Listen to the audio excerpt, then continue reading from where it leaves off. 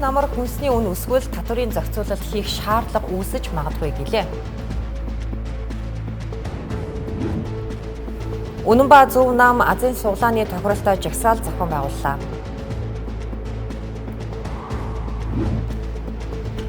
Монголиа гэж бичих нь биднийг зөвхөн нэгэн орон зай мэтээр харагдуулдаг бол Монгол гэх нь биднийг эзэн бие талаас нь харуулна гэж судаачид үзэж байна. Арбан багш тутмын нэг нь л гүйцэтгэлийн үнэлгээний шалгалтанд тэнцэж урамшуулал авдаг гэлээ. Оройн үзэгчдээ сая танилцуулсан бол өмсөд мэдээллийг одоо танд үзүүлэх болно.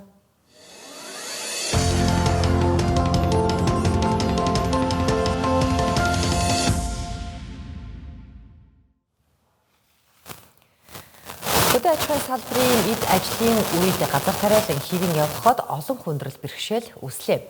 За энэ хавар хэдий хэмжээний зарлага гаргахаас шалтгаалж намрын хүнс ногооны үн тогтдог. Гэтэл шатхууны үн нэмэгдсэн нь эргээд гурил хүнсний ногооны үнийг хөөрөгдүүлж магадгүй учраас энэ салбарт томилогдсон сайд ямар бодлого хэрэгжүүлэхээс шалтгаалж ирэх намрын өнгө төрх тодорхойлогдно. Харин энэ талаар улсын хурлын гишүүд мэдээлэл сонслоо. Ойрох дарнуудад үүссэн мөргөлдөөнөөс болж АЭ92-аас бусад шатхууны үн 700-аас 900 төгрөгөөр нэмэгдсэн. Тэгтэл хаврын тариалалт эхэлж байгаа үед шатхууны үн өснөөр дагаад гурил хүнсний ногооны үн нэмэгдэх эрсдэлтэй учир үүний эсрэг бодлогыг салбар яамнаас авч хэрэгжүүлж байна. За тодорхойлбол хаврын тариалалтад шаардлагатай 10,000 тонн шатхууныг тариалан эрхлэгчдэд 3,400 төгрөгөөр нийлүүлж байна лээ. Тэр гурилыг тээвэрлэдэг, тэр талхайг үйлдвэрлэдэг, хот орон тээвэрлэдэг бүх юм нь өөрсдөө дижлээдэг. За энэ ингээд нэмэгдгээс өөр аргагүй нөхцөл байдал руу бид нар очиж байгаа. Тэгээ үүний нэмэгдэлтэй бол одоо бид нар яриад ах зүйл байхгүй болж байгаа гэж ойлгож байна. Угаасаа хязгаарлагдахгүйгээс хойш. Хүнс аж ахуйн хөнгөн үйлдвэрийн яам энэ намрыг ер нь яг яаж харж байгаа вэ? За намрын тариа хураалтанд бидэнд үндсэндээ улаан буудай, ногоо гэд ингээд үзэхээр 4,500-аас 5,000 тонн дизель түлшний асуудал хэрэгтэй болно. Тийм учраас намрын үн өсөлтийг хүлээхгүйгээр энэ хаврын тариалалтаа жигдэхэн сайхан эхлүүлээд намрын одоо үнийн өсөлтөө сэргийлэх бензиний шатхууны нөөцийн асуудал руугаа бид бас орохоор ингээд төлөвлөж байна. Санхүү мөнгөнийхөө асуудлыг судалж байна. За өнгөрсөн хавар ганц удаатай хүндхэн цаг үе өнгөрсөн. За үүнээс болж улсын хэмжээнд идэх хүмүүсийнхээ 50% алджээ. За ингээд төмсний хэрэгцээний 60% хангадаг Төв аймгийн жаргаланд сум өрний асуудалд орсон учраас хойд хөршөөс төмсний үр худалдаж авахар тохиролцжээ.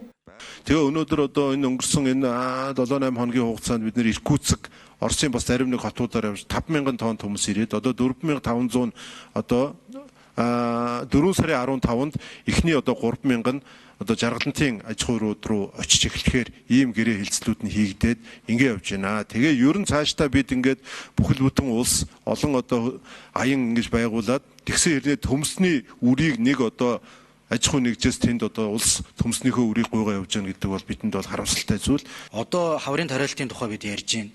Уулын зээл нь гарчихсан нөгөө зээл хулаа аваад хүлэмжээ бариад одоо тариалт эхлүүлж явж явах цаг хугацаа ингээд оройтчод байна. Тэгэхээр энэ жилийн жидүүгийн зээл хичнээн одоо хэмжээтэй яаж олгодох вэ? Энэ чиглэл дээр бас тодорхой мэдээлэлнүүдээ өгөөд ингээд явахгүй бол оройтж байна. За дахиад бас одоо бүсчлэх үү? Ямар зохион байгуулалт руу оруулах вэ? Бадам сүрэн сайдын хувьд бас зөв нэг шийдэл гаргасан, хугацааг нь уртсгсан. Тэгээд тэр зохион байгуулалтаараа бас явах уу? Журам юмнууд дээр бас яаж өөрчлөлт орох вэ гэд. Жижиг дунд үйлдвэрлэлийг дэмжих сангийн зээл бол энэ жил дээр улсын төсвөр юм байхгүй байгаа. За эргэн төлөлтөөс нэг 20 тэрбум төгрөг байгаа. За энэ 20 тэрбум төгрөг бол орон нутгуудад хуваарлагдахтаа тухайн орон нутаг жидүүгийн одоо сан дээр мөнгө тавих юм бол дээр нь одоо хувьчлаад өгдөг. Энэ л одоо зарчмаар явна. Жишээ нь одоо Баян Улгийн аймаг жидүүгийн зээл авах гэж байгаа хүнийг Улаанбаатар хотоос очиж баг очиж шалгадаг гэдэргээд нэг ийм одоо хаана төвөгтэй ийм зүйлүүдийг шинжлэх гэж байгаа.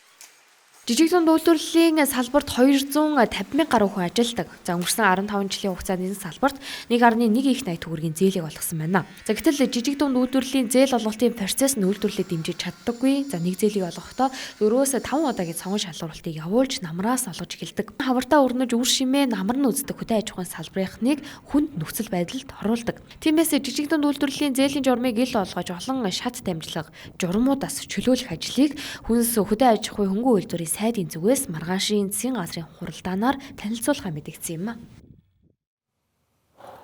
Өчигдөр Монгол Ардын нам, Арчилсан нам, Хүн намын гишүүд ерөнхийлөгчийн санаачилсан хуулийн төслийн талаар байр сууриа илэрхийлсэн.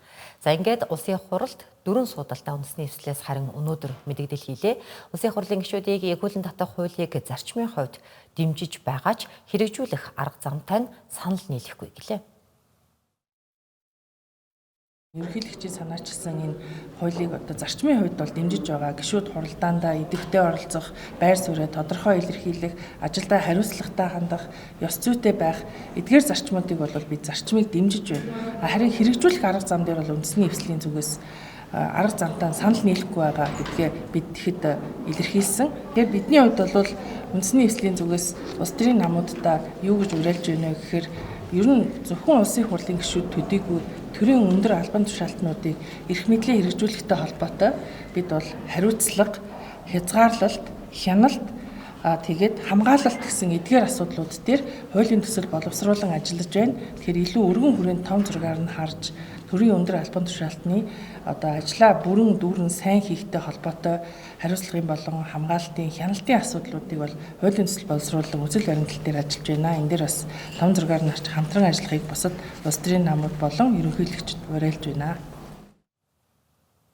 Сүхбаатарын талбайд Save Tool цуглаан 20 гаруй хоног үргэлжилж байна.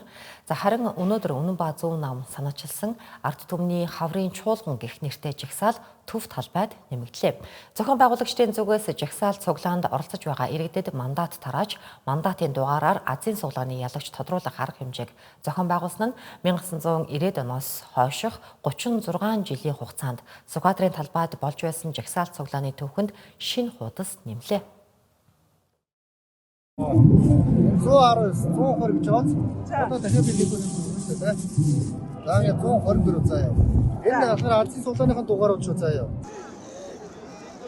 Зохион байгуулагч Үнэнбаа Зөв намын зүгээс иргэд олон нийтийг жагсаалд хамруулахын тулд азтанд тодруулах суглааны арга хэмжээг сэцэн аргаа ятсан үйлдэл гэж олон нийтийн сүлжээнд шүүмжлэх, дохуурхах хандлага түгээмэл байна. Гэхдээ сүүлийн үеийн жагсаал цуглаанууд өндөр зохион байгуулалттай урьдчилсан бэлтгэл ажил төлөвлөлтийг нарийн хийдэг болсон. Жишээлбэл өнгөрсөн хаврын онцлог үйл явдлын нэг огцрох амархан жагсаал өдөр бүрийн тогтсон хөтөлбөртэй урлагийн олон төрлийн арга хэмжээнүүдтэй байсан нь залуусыг олноор татах, оролцуулах шинэлэг арга болсныг онцолдог. Түүнчлэн огцрох амархан жагсаал санхүүжилт тандва ил тод тайлагнаж шилэн дансны мэдээлэлтэй байсан жагсаал цуглаанд шин соёлыг нэвтрүүлсэн.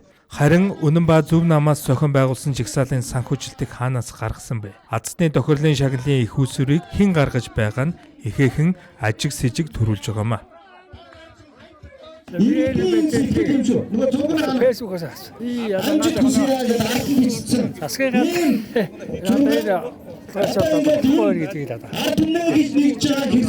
жагсаалд мандат оролцож байгаа хүмүүс бас Азийн суглаад харсан байна. Суглаагаа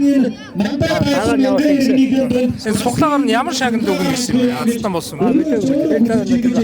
Ирээд шууд мандат агуугаал авч байгаа шүү дээ. Ямар мэдээлэл авч ирв?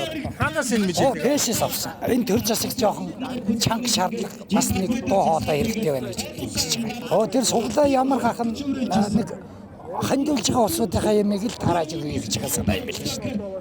Тийм ээ. Нэг гэр өглөөл гэж энэ сая 6 өгчл байна.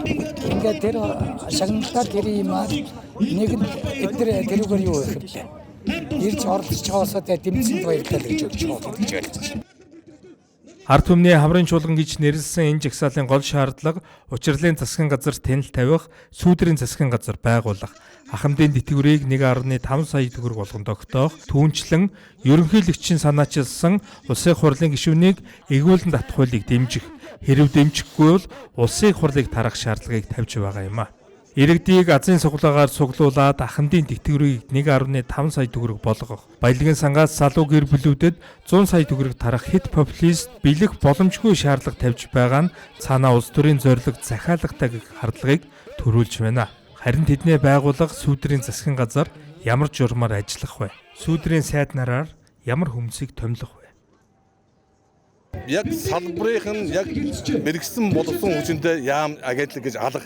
Өнөөдөр сүүдрийн засгийн газар байгуулсан шалтгаан бол хуучин бол монголчууд ардын хянах шалгуураа гэж том данхар бүтцтэй байж. Тэгэхээр ард түмэн өнөөдөр сүүдрийн засгийн газар байгуулж өнөөдөр төрөө хяндаг болёо гэдгийг ард түмнээс өнөөдөр батламж авч байгаа. Түүнээс яг өнөөдөр тэр яамны сайдаар сүүдрийн засгийн газар байгуулна гэдэг тэрийг томилоо гэдэг юм бол байх. Сүүдрийн засгийн газрыг ингээд тэрвээ ард түмэн маань баталчихвол тийм ээ одоо энэгээр шийдвэр гарчих юм бол бид нар яг мэрэгчлийн тийм одоо жишээ нь би гэхээсээ илүү одоо өшөө байгаль орчны сайдтай мэтгэлцэж энэ салбарыг тэр байгаль орчны сайдыг ичлэн ажиллаж чадах тэр мэрэгжлийн боловсролчныг хайж одоо дараагийн ажил нь болно гэж харж байгаа. Сүүдрийн засгийн газар гэх ойлголт нь орчин үеийн парламентын ардчлал тэр дундаа Британий загварын хамгийн чухал бүрэлдэхүүн хэсгүүдийн нэг болдог. Сүүдрийн засгийн газар гэдэг нь эрх баригч засгийн газрын яг ижилхэн тусгал тэднийг алхам тутамд нь дагаж хянаж байх гэсэн утгыг агуулдаг. Тиймдээ салбар бүрийн мэрэгжилтэн судлаачдаар сүүдрийн сайд нараа бүрдүүлдэг.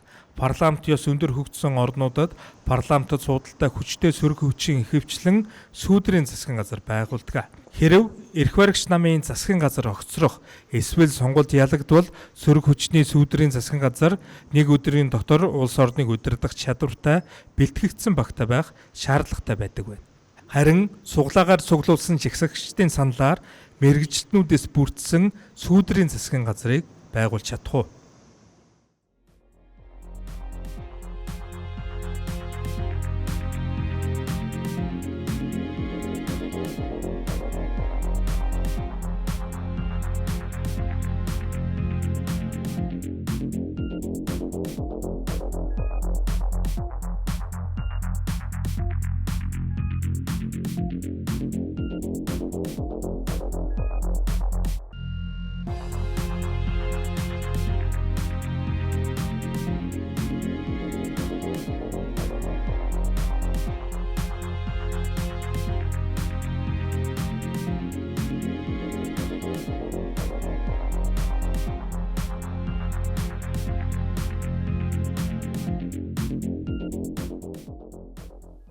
Өнцөгчтэй Тэнгэрлээс 7:10 мэдээллийн хөтөлбөр үргэлжилж байна.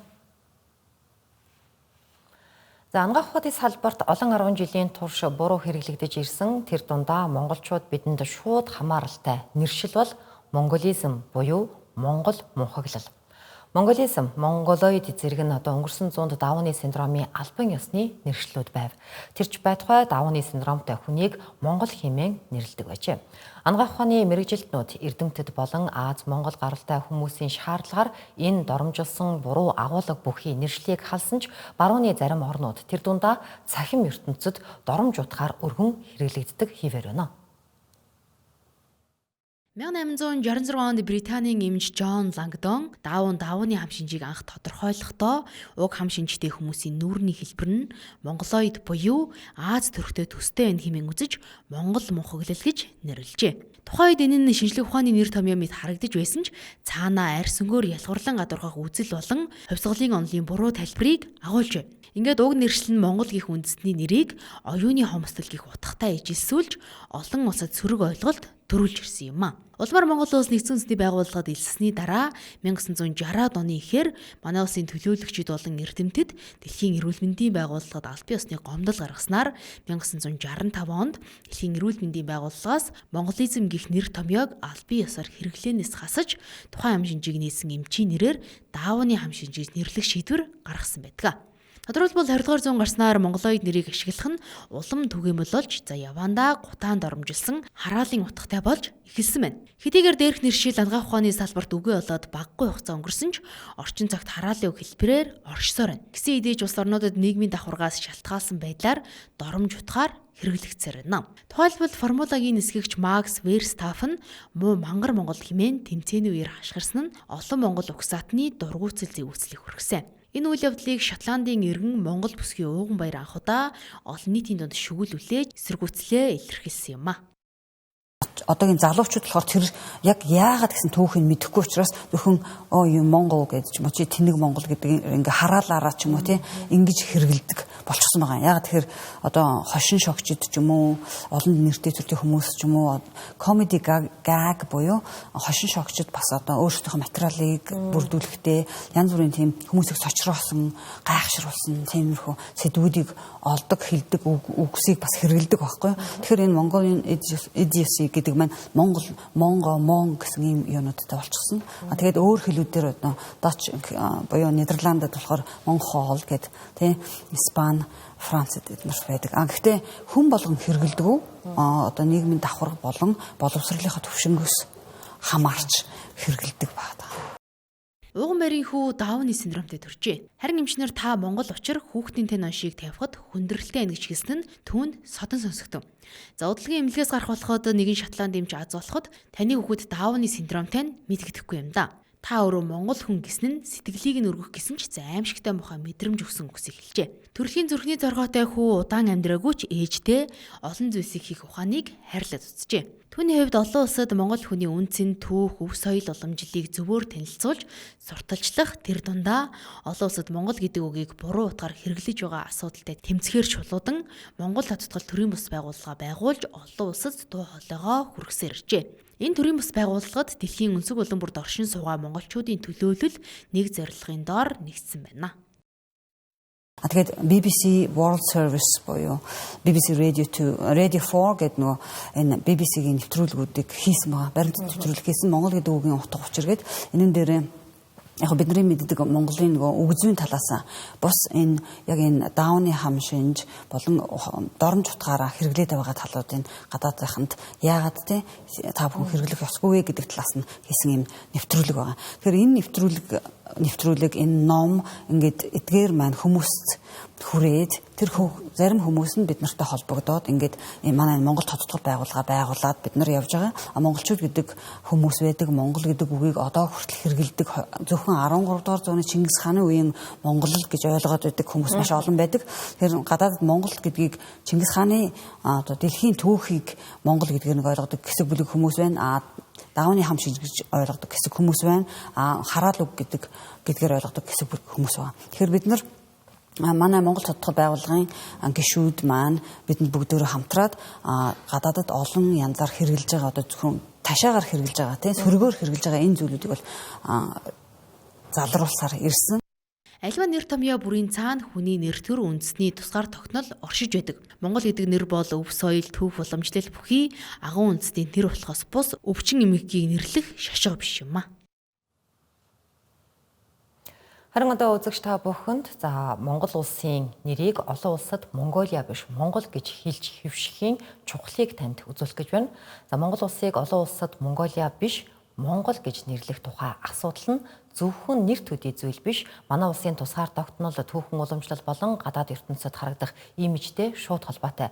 Тиймээс манай тамирчид урлаг соёлынхон иргэд гадаад оронд зорчихдоо өөрийгөө I'm from Mongolia биш I'm from Монгол гэж хэлж хэвших нь бид өөрсдийгөө зөвөр тодорхойлох, хүлээн зөвшөөрч хэвшүүлэх чухал алхам юм аа. Дундад зууны үед болон их Монгол улсын мандал бадрлын үед өрөнд орны их сурвалжуудад манай улсыг Монгол эсвэл Тартар гэж нэрлэж байсан байдаг. Энэ нь үндэсний өөрийн нэршил буюу эндоним юм а. 13-аас 17 дугаар зууны Европын газрын зургуудад Empire of Mongols, Magnus Монгол гэх мэтээр тэмдэглэгдсэн байдаг. Энэ нь тухайн ард түмэн болон газар нутгийг нь нэгдмэл нэг нэрээр нэрлэж байсны баталгаа болдог. Харин тэгвэл хизээ үеэс Монгол биш Монголиа гэж нэршиж хэвссэн бэ гэдэг асуулт урган гарна. Латин хэлний ия дагавар нь газар нутаг, орон гэсэн утгыг илэрхийлдэг. Жишээ нь Russia, Итали, Индия гэх мэт. Европын колоничлалын болон газар зүйн их нээлтийн үед гадны орнуудыг тодорхойлохдоо үндэснийх нь нэр дээр ия дагавар залгаж хэвссэн байна. Энэ нэршил нь тодорхой нэг улсаас бус тухайн үеийн Европын шинжлэх ухааны хэл болсон латин хэлний нөлөөгөөр Франц, Англи, Герман зэрэг улсуудын газар зүйн бүтээлүүдээр дамжин тархсан байдаг. Гэхдээ 18 дугаар зууны Францын газрын зураг зүйчид Монгол болон Төв Азийн зургийг зурхдаа Монголиа гэж тэмдэглэж эхэлсэн нь олон улсад Монголиа гэж хэвшиг суурь болсон гэж судлаачид үздэг. Тэгэхээр энэ судалгааны гол үр дүн бол энэ бол олон улс бидний Монголиа гэж нэрлэж байгаа шүү дээ. Тэгэхээр энэ Монголиа гэдгийн ИА гэдэг дагавар нь улс үндэстнүүд яг өрний хил дээр ямар утга учиртай. Түр нь бид нэр буцаад Монголиа гэж явах ёстой юм уу? Эргээд бас Монгол гэдэг уугуул нэрээр сэргээх ёстой юм гэдгийг үндэслэл болж байгаа. Тэгэхээр ИА гэдэг дагавар бол манай эрдэмтдийн үзснээр бол илүү орон гэсэн утгатай. Өөрөөр хэлбэл Монголиа гэдэг бол монголчуудын орон гэсэн. Тэгэхээр бид бол яг төр ёс гэдэг төр улс гэдэг үднээс бол Монгол гэж нэрлэх нь бол зүйтэй маа гэж манай эрдэмтэн судлаач бол энэ номынхаа дүгнэлтээр гаргаж ирсэн байлаа. Монгол гэдэг нэрийн гарлын тухай гэвэл өөр асуудал болно. Одоо Монгол гэдэг голын нэр гэдэг мөнх гал гэдэг үг ч гэдэг юм янз янзын санал байдаг. Энэ удаагийн бидний судалгааны зорилго бол ийшээ ерөөсө хандаагүй. Монгол гэдэг улс, Монгол гэдэг энэ үндэстэн тэмдэглэж үлдсэн энэ хэлбэр хэдийн үеэс ямар сурвалжуудад ямар хэлбэрээр гарч ирсэн бэ гэдгийг л тодруулж байгаа. Монгол гэдэг нэрийн анхны нэршил бол улстай холбоотой, үндэстэндээ холбоотой ийм л байсан. Одоо ч хүртэл тэр хэвээрээ хадгалагдж байгаа. Гагцхүү Монголиа болж ИА гэсэн дагвараар нэмж хэрлэгдсэн асуудал нь хожмын үеийн ийм хэлбэр байна гэдгийг бид нар тодтогч гаргаж байгаа. Судлаачид яагаад Монгол гэж нэрлэхийг чухалчлаад байгаа вэ гэвэл ИА дагвар нь тухайн улсыг бие даасан субъект биш, зөвхөн нэгэн газар нутаг эсвэл хэн нэгний хараат бүс нутаг гэх мэтээр ойлгуулах хандлагатай байдаг. Харин Монгол гэдэг нь манай ард түмэн, хэл соёл, улс төр, газар нутгийг нэгтгэсэн өргөн утга агуулгатай. Олон улсын түвшинд Монголиа гэж бичиг нь биднийг зөвхөн нэгэн орон зай мэтээр харагдуулдаг бол Монгол гэх нь биднийг эзэн бие талаас нь харуулна гэж судлаачид дүгнэж байна. Үүнд иргэд бидний оролцооч өндөр байх бөгөөд өөрсдөө бид танилцуулахдаа Монголиа биш Монгол гэж хэлж татах нь шаардлагатай байгаамаа.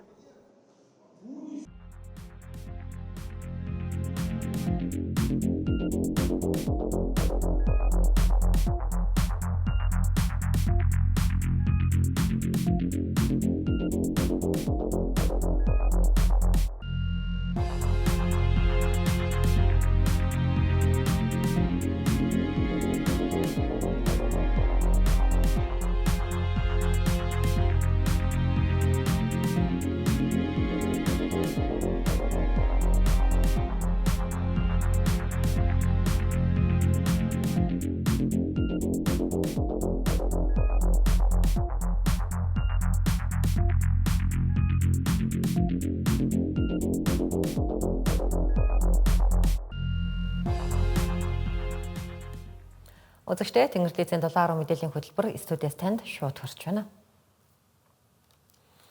За дэлхийд дахин хамгийн олон сая үзэгчтэй спорт гэгддэг хөл бөмбөгийн дэлхийн аврах шалгаруулах тэмцээн буюу FIFA World Cup 2026 тэмцээн ирэх 6 дугаар сард эхэлнэ.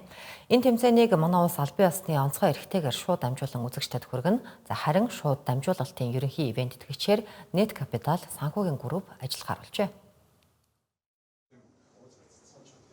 Net Capital санхүүгийн групп дэлхийн хөл бөмбөгийн хамгийн нэр хүндтэй олон сая үзэгчдийг нэгтгэдэг FIFA World Cup 2026 тэмцээний шууд дамжуулалтын ерөнхий ивент тэтгэгчээр ажиллах болсноо албан ёсоор зарлалаа. Ерөнхий ивент тэтгэгч Net Capital санхүүгийн группийн зүгээс Монголын залуучуудын боловсрол, спортын хөгжилд хувь нэмрээ оруулсаар байх болно гэдгээ онцоллоо. Тэгэхээр бидний хувьд болох боловсрол, эрүүл мэнд, спортын салбарт тогтмол хөрөнгө оруулалт хийж ирдэг. Үүний нэг тод жишээ гэвэл бид нэр 2024 оны Олимпийн шууд дамжуулалт ерөнхий ивент тэтгэгчээр ажилласан. Харин өнөөдөр бид нэр дэлхийн хөл бөмбөгийн аврах шалгаруулах тэмцээний шууд дамжуулалтын ерөнхий ивент тэтгэгчээр ажиллаж монголчуудаа одоо хөл бөмбөгийг илүү ойроос үзэх энэ боломжийг гаргаж өгч байгаадаа туйлын баяртай байна. Дэлхийн хэмжээний спортын томоохон арга хэмжээг албан ёсны эрхтэйгээр шууд дамжуулахад ивент тэтгэгчдийн дэмжлэг оролцоо чухал байдаг. Ийм дэмжлэгийн үр дүнд олон улсын байгууллагуудаас тэмцээний эрхийг авах боломж бүрддэг. Net Capital санхүүгийн группийн дэмжлэгтэйгээр FIFA World Cup 2026 тэмцээний 104 тоглолтыг Монгол үзэгчдэд хүргэх болсон нь Монголын хөл бөмбөгийн сонирхогч олон мянган фэнүүдэд том хөрөнгө оруулалт болж байгаа юм а.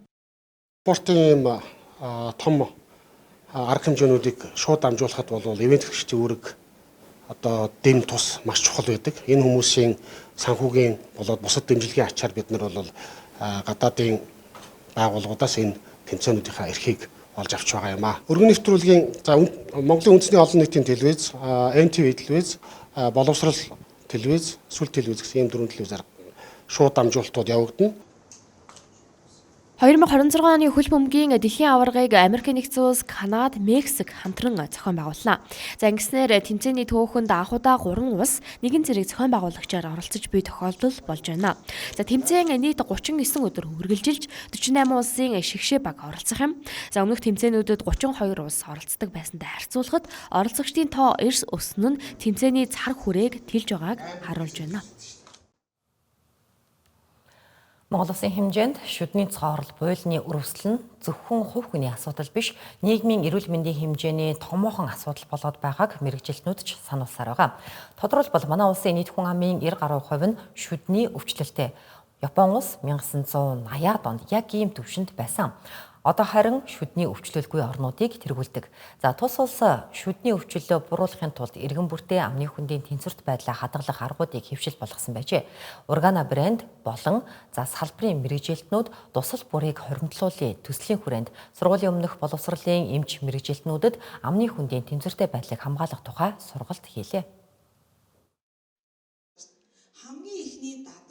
Япон улсын шүдний өвчлөлөө бууруулсан нэг сонирхолтой арга нь иргэддээ шүлсний булчирхай массажийг хэвшүүлсэн явдал юм. Учир нь шүлс бол зүгээр нэг шингэн бус амны хөндийг цэвэрлэх, нинг устгах, шүдийг эрдэсжүүлэх үүрэгтэй байгалийн хамгаалалт ажээ. Хоол болон чихэрлэг амттай идэхэд амны хөндийн хүчлэлэг түвшин нэмэгддэг. Нөгөөтэйгүр ам хуурайшхан бактери үржих таатай орчин болдогтол хүүхдэд багаас нь энэхүү массаж болон амны хөндийн тэнцвэрт байдлаа хадгалах аргуудыг хэвшүүлэх нь чухал ач холбогдолтой гэж салбарын мэрэгжилтнүүд үзэж байна.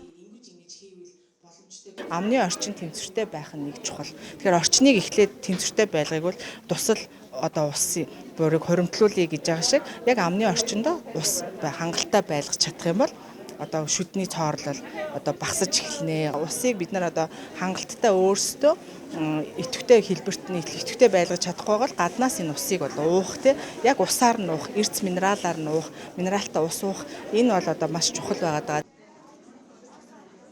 Тусал бүрийг хоримтлуулъя төслийг GCI грант байгууллага, Органа брэнд нийслэлийн боловсролын газар зэрэг төр хувийн хвшлийн 8 байгууллага хамтран зохион байгуулж нөлөөллийн ажлуудыг хийсээр байна. Төслийн хүрээнд өнөөдөр 400 гаруй цэцэрлэгийн багш эмч нарт хүүхдүүдийн шүдний өвчлөлийг бууруулах зөв дадлал сургах сургалтыг зохион байгууллаа. Нөгөөтэйгүр 6600 хүүхдэд шүдний үзлэг явуулахад 95% шүдний өвчлөлттэй гэх дүгнэлт гарчээ. Шүдний өвчлөлийн нэг шалтгаан нь ботоор өндөртэй ус гэж мэрэгжилтнүүд үзэж байна. Тухайлбал манай улсын зүүн болон төвийн бүсийн аймагуд ус нь 5% ботоортой буюу дэлхийн дунджаас 3-аас 4 дахин өндөр байгаа учраас шүд цооролтыг нэмэгдүүлдэг гэх дүгнэлтийг гаргасан байна. Ботоор өндөртэй устай аймагуудын иргэд шүдний оны сонголтондоо анхаарах шаардлагатай байгааг тэд санууллаа.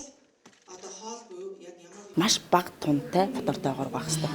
Тэгжээч нөгөө усанд байгаа фоторыг шүдэнд байгаа кальц бусад минералуудтай холоод шүдэн дээр батжилт буюу одоо яг шүдний өөрийнх нь гидроксиаптид гэдэг нэгдэл үүсгэнэ. Ингэжээч шүд батчна. Ингэжээч одоо шүдний цоорол багасна. Органа брэндтэй хамтын ажиллагааны самж бичгийн хүрээнд ажиллаж байгаа энэ ажил нь ер нь хүүхдүүдийг сургуулийн өмнөх боловсролоос нь л эрүүл зөв дадалтай, эрүүл мэндийн өршлөн сэргийлэх үзлэгтэй хамрагдчихдаг идэвхтэй юм иргэнийг бэлтгэх хүрээнд хийж байгаа томоохон ажиллаа гэж харж байна.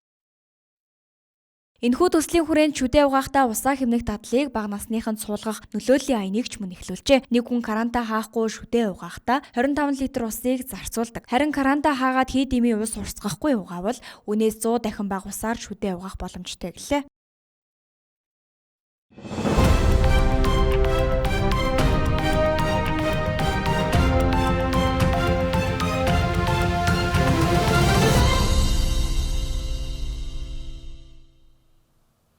Хөтөлбөр бизнес орчин болонгаар үргэлжилж байна. За энэ удаад импортлогчоос үйлдвэрлэгч болсон хөгжил трейд компани бизнесийн орчны байр суурийг сонслоо. За энэ компанийн хувьд одоогоор ариун нэрийн 150-аас 250 орчим нэр төрлийн бүтээгдэхүүн үйлдвэрлэн дотоодын зах зээлд нийлүүлж байгаа бол цаашлаад олон улсын зах зээлд гаргахаар төлөвлөж байгаа юм байна. Харин үйлдвэрлэлийн хувьд тулгамдж байгаа асуудлыг стандартын шинжилэл гэж тодтогдож байна. За манай хөгжил трейд буюу одоо ариун брэнд үндэсний үйлдвэрлэгч. За тэгээ манай компани анх 1996 оноос хойш одоо импортын чиглэлээр үйл ажиллагаа явуулж байгаад 2002 оноос эхлээд яг ариун брэндийн үндэсний үйлдвэрлэлийг бий болгоод одоо үйлдвэрлэлийн тоног төхөөрөмж дотоод тэр дундаа дотоодын одоо цаасан бүтээгдэхүүн ахын бүх төрлийн хэрэглээний бүтээгдэхүүнүүдийг одоо Монголын зах зээл дээр нийлүүлээд явж байгаа. Одоогоор бид нарт бол 150-аас 250 гаруй нэр төрлийн бараа бүтээгдэхүүнийг ингээд гаргаад хэрэглэгчтэй хүргэж явж байгаа. Манай бүтээгдэхүүний давуу талуудын хувьд бол анхдагч түгээх материалуудаар хийгдсэн. За тэгээ мэдээж одоо харшил өгөхгүй одоо хүний бие организм сөрөг нөлөөгүй. Тэгээд мэдээж Монгол хүний одоо бие физиологийн онцлог тохируулаад бид нар маш олон одоо судалгаа шинжилгээнд дээр суурилж нэг бүтээгдэхүүнийг гаргахын тулд маш олон төрлийн судалгаануудыг ер нь бол хийдэг байгаа. Тэгээ мэдээж одоо бүх төрлийн сегментэд зориулсан одоо бүх төрлийн хэрэглээний бүтээгдэхүүнийг бол гаргадаг. Үйлдвэрлэлийн хувьд тулгамдчийн асуудал гэх юм бол одоо яг үйлдвэрлэл дээр тодорхой хэмжээний стандартууд бол байгаа. Тэгээ Монгол улсад одоо мөрдөгдөж байгаа үйлдвэрлэлийн стандартууд бол одоо 1980 оны хойш ч юм уу 90 оны хойш ингэ байдаг. Гэтэл дэлхийд даяар үйлдвэрлэл дээр маш олон одоо дэвшилтэй технологиуд, стандартын шинжилэлүүд бий болсон байгаа. Тэгэхээр бидний хувьд одоо юу гэж харж байгаа вэ гэхээр Монгол улсын одоо үйлдвэрлэлийн стандартууд дээр тодорхой шинжилгэүүдийг хийх. Одоо бид нар одоо судалгаанаар үндэслэх шинэ бүтээгдэхүүн гарахтаа дандаа одоо левел агсан байдлаар шинэ бүтээгдэхүүнийг үйлдвэрлэж бий болгож гаргаж байгаа. Тэгэхээр одоо шат шатны стандартын шинжилэлүүдийг одоо хийгээд ер нь явах шаардлагатай байгаа. Бид нэр түүхэд материалаа одоо аль болох чанартай улс орнуудаас ингээд авахыг одоо эрмэлзэж зорж хичээдэг. Тэгэхээр мэдээж бидний анхдагч түүхэд материалуудаар гаргаж байгаа. Бид нар үйлдвэрлэгч бас үндэстэн бол биш энэ түүхэдүүд чинь бүгднийг ингээд авдаг учраас тодорхой хэмжээний бүтээгдэхүүн юу эсэлтэнд бол нөлөөлөлтэй авах гэж бодож байна. Мэдээж брэнд болгон өөр гэсэн онцлог давуу талуудтай байгаа. Гэхдээ үндэсний үйлдвэрлэгчийн одоо давуу тал гэх юм бол мэдээж Монгол хүний одоо бие физиологийн онцлогт мэдээж тохирсон байдал нь бол давуу тал тий. Одоо тэгэл хэрэглэгчийн тав тухыг одоо хангасан байдлаар л бид нэр бүтээгдэхүүн болон пакэж дизайнууд дээр ингээд автомат шинжилгэүүдийг ингээд тогтмол хийгээд явдаг байгаа. Ер нь бол тэгээ үндэсний үйлдвэрлэгчийн бас нэг давуу тал нь мэдээж импортоор орж иж байгаа бүтээгдэхүүнүүдээс үнийн хувьд бол бид нар аль болох хямдхан байхыг хичээдэг. Бас гадны зах зээл рүү тий олон улсын зах зээл рүү гаргахаар ер нь бол төлөвлөж байгаа. Монгол улс 2026 оны эхний 3 сард нийт 143 улстай худалдаа хийж, гадаад худалдааны нийт бараа эргэлт 7.4 тэрбум Америк доллар хүрчээ. За үүнээс экспорт 4.9 тэрбум, импорт 2.5 тэрбум Америк доллар болж, тэнцэл 2.4 тэрбум долларын ашигтай гарчээ. За нийт бараа эргэлтийн хэмжээ өмнөх оны мөн үеэс 32.5, экспорт 62.3%-аар тус өсөж, харин импорт 2.7%-аар буурчээ. За экспорт өсөхөд засгийн хөдөр ба баяжмал нүүрс хагас боловсруулсан алтны гарц өснө нь голлон нөлөөсөн бол импорт буурахад суудлын болон ачааны автомашин тээврийн хэрэгслийн сэлбэг эд анги зэрэг буурсан нь голлон нөлөөлжээ. Тариалангийн үйлдвэрлэлийг дэмжих эргэлтийн хөрөнгийн зээлд энэ сарын 9-ний өдрийн байдлаар нийт 117 иргэн аж ахуйн нэгж хамрагдаж 31 тэрбум төгрөгийн хөнгөлөлттэй зээлийг банкудаас авсан байна. Зээлийн зорилтоор нь англи бол үр тариа, тос тэжээлийн таримлын үйлдвэрлэл эрхлэгчид 75 иргэн, аж ахуйн нэгж 23.7 тэрбум төгрөг, үр үйлдвэрлэл эрхлэгч 1 аж ахуйн нэгж 3 тэрбум төгрөг, төмс хүнсний ногооны үйлдвэрлэл эрхлэгчид 41 иргэн, аж ахуйн нэгж 427 тэрбум төгрөг, жимсний үйлдвэрлэл эрхлэгч 1 аж ахуйн нэгж 1.4 тэрбум төгрөгийг олгожээ. Энэ санхүүжилт нь тариалангийн салбарын тогтвортой үйлдвэрлэлийг хангах, хаврын тариалтын бэлтгэлийг эрчимжүүлэх, дотоод хүнсний хангамжийг нэмэгдүүлэхэд чухал дэмжлэг олжээ. Монголын үнэт цаасны арилжаа эрхлэгчдийн холбооны удирдах зөвлөлийн ээлжид хурлаар Гамболд огтой энх хотыг хуралд оролцогчдын 100% саналаар удирдах зөвлөлийн дараагаар улиран сонгосон байна. Энх хот нь Монгол Улсын их сургуулийн эдийн засгийн их сургуулийн бакалавр, санхүү эдийн засгийн их сургууль болон Австрали улсын Гриффит их сургуулийг санхүүгийн чиглэлээр тус мастрын зэрэг хамгаалсан ба өдгөө TDB Securities үнэт цаасны компаниг гүйцэтгэх захирлын тэргуун орлогчоор ажиллаж байна.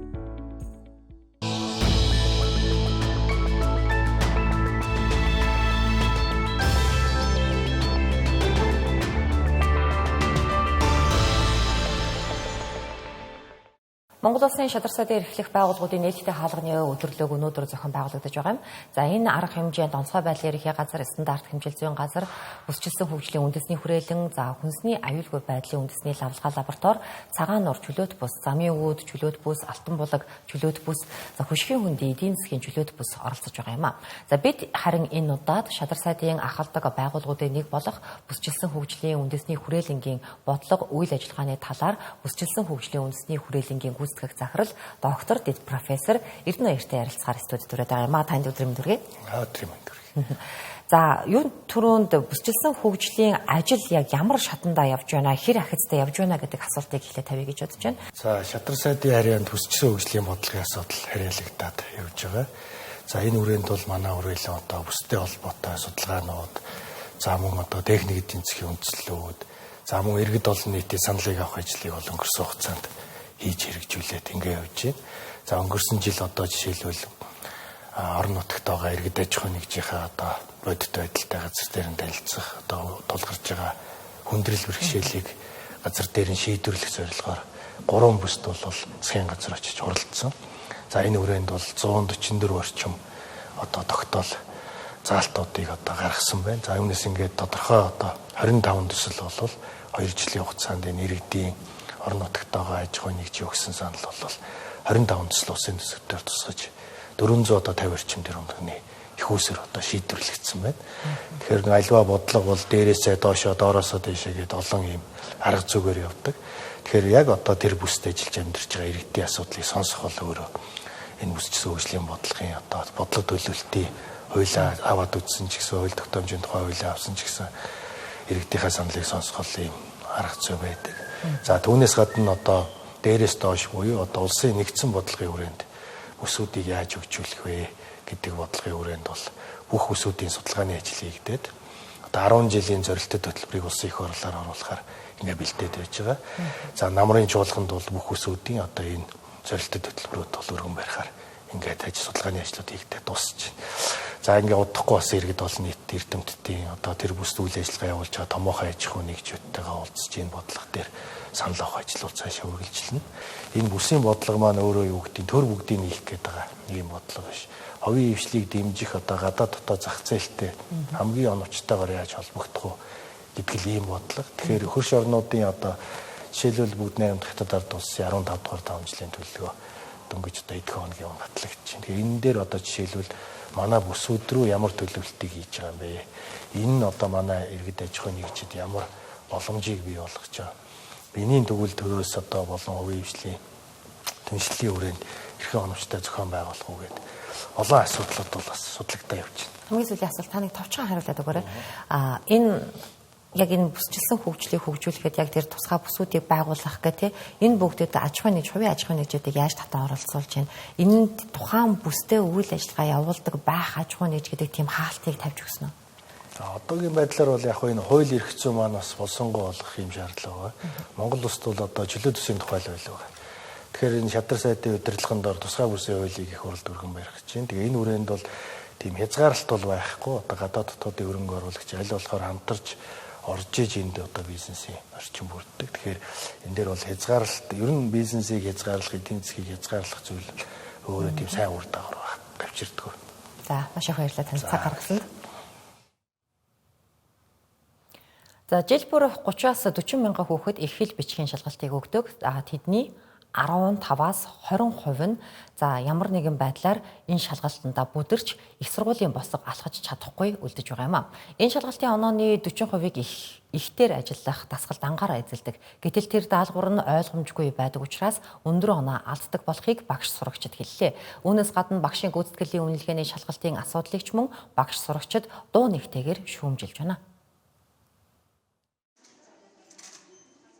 Элсэлтийн ерөнхий шалгалтны монгол хэл бичгийн шалгалтын дээр хийх нь ёс зүйн агуулга үг хэллэгтэй байсан учраас тухайн ихтэй холбоотой асуулт даалгаврыг гүйцэтгэхэд хүндрэлтэй байсан гэдгийг сурагчид хэлж байна. Боловсролын үнэлгээний төвийн боловсруулдаг шалгалтын материалын асуудал үүгээр зогсохгүй байна. Жилдээ нэг удаа багш нарын гүйцэтгэлийг үнэлж сурагчдаас авдаг шалгалтын материалыг ч мөн хэтэрхий хүнд үзээгүй хичээлийн агуулгаар боловсруулдаг тухай багш сурагчид байр сууриа илэрхийллээ. Айлын гэр изүүлсэн л утгатай лсэн л та ер нь. хөдөө эр хүн байхгүй байхад нь өөр хэрэгтэй ирээд тэгээд нэг тиймэрхүү утгатай тийм сонин утгатай байсан. Ихэнх хувьд тийм ёс суртахуунгүй байсан болохоор дасгалаа ажиллах жоохон хэцүү байсан. Яг стандартад нийцээгүй жоохон янз бүрийн юмнууд байсан. Тэгээд тэрнээс олж бас дасгалууд дээр ажиллахад юу нээр эргэлзээтэй байсан. Ойлгомжгүй байсан юм жоо. Тиймэрхүү тийм хоёр дуус хүн тиймэрхүү тал руу байсан. Ер нь санснаас жоохон хүнд байдаг юм шиг санагддаг. Ер нь манай багш нар ер нь нэг иймэрхүү юм ирэх шүүгээд бэлдүүлдэг байхгүй. Тэгээд яг тэрийг бэлдээд оронгууд зарим тохиолдолд ер нь арай санснаас арай хүнд юм ирэх тохиолдол байдаг. Жил болгоно л тэгэж хүнд ирдэ ш. Үзээгүй шал өөр юм ирээл тэгэл бидэд тэрийг тэгэл гаргалаад хийдэгдээ. Нөгөө дээгүүр өнгөрсөн жил энэхүү шалгалтыг цахимаар явуулсан. Ингэхдээ багш нарт сурагчдын шалгалтын материалыг нь өгөөгүй байна. Үүнтэй холбоотой багш нар сурагчдаа юун дээр алдсан, шалгалтыг ямар агуулгаар авсныг мэдэхгүй байна гэлээ. Мөн 13 багшаас ердөө нэг нь гүйцэтгэлийн үнэлгээний урамшуулалд хамрагдсан байх жишээтэй байна. Гүйцэтгэлийн үнэлгээний шалгалтыг нэвтрүүлээд 4 жил болж байгааж шалгалтын процессоо сайжруулахгүй, багш нарын саналыг тусгахгүй байгааг багш нар шүүмжилж байна. Гүйцэтгэлийн үнэлгээ 5 сарын дундуураас эхэлдэг тийм ээ. Тэгтэл хичээл бол 6 сарын 15-нд хаагдана гэдэг шүү дээ. Тэгэхээр энэ хоёрын хооронд агуулга үзэж ерөөсөө багтаагүй байдаг.